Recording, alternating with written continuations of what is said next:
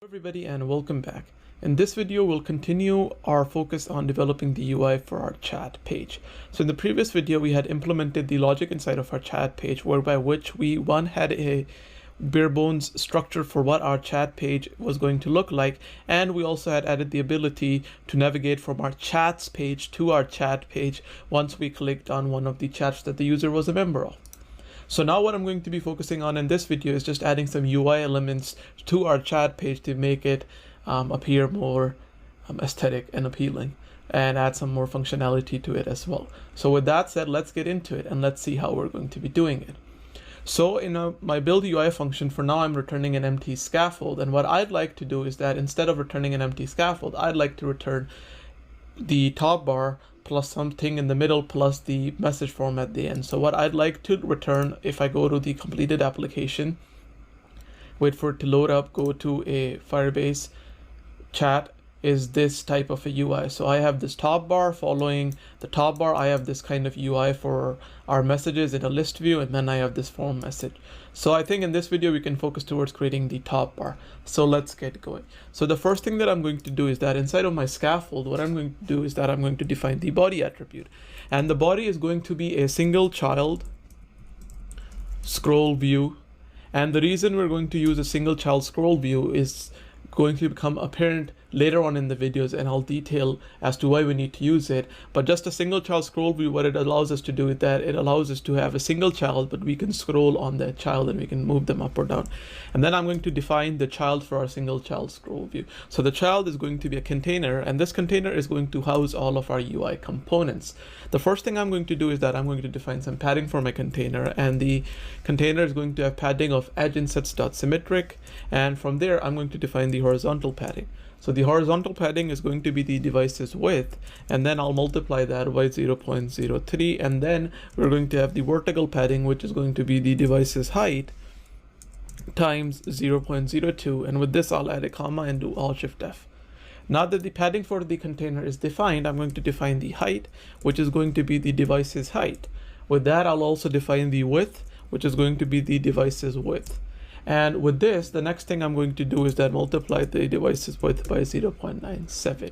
Once I have this, I'm going to define the child for this container. And since we want to put multiple different widgets inside of this container, I'm going to use a column because we need to put them in a vertical fashion. And that's what a column allows us to do. So same thing, same story. It's the main axis size first. So it's going to be main axis size.max. Main axis alignment would be main axis alignment dot space between, and then finally we'll have a cross axis alignment, which will be cross axis alignment, and from there I'll select center. Now that this is done, I'm going to define the children attribute for my column. So what are the childrens we need? Well, the first children that we're focusing on is the top bar, so let's add it.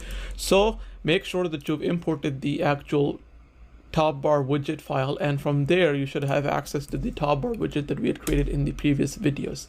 So for the title of this chat, what I'm going to do is that I'm going to access the parent widget for which this class maintains a state.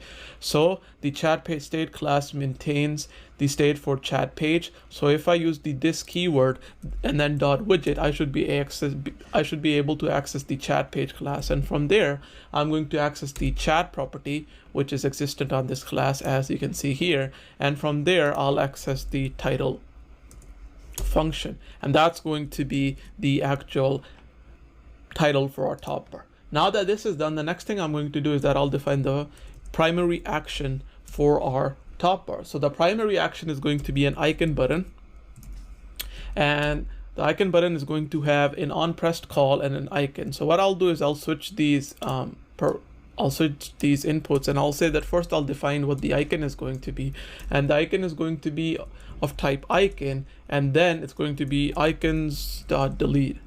So if I can find it, and with this I'm also going to define the color for our icon, which is going to be color.from, and then red, green, blue, and orange, and then it'll be 0, 82, 218, and then 1.0. With this I'll add commas at the end, do Alt-Shift-F, and then with this, the final thing that I have to do for my primary action icon button is that I have to define the onPressed function.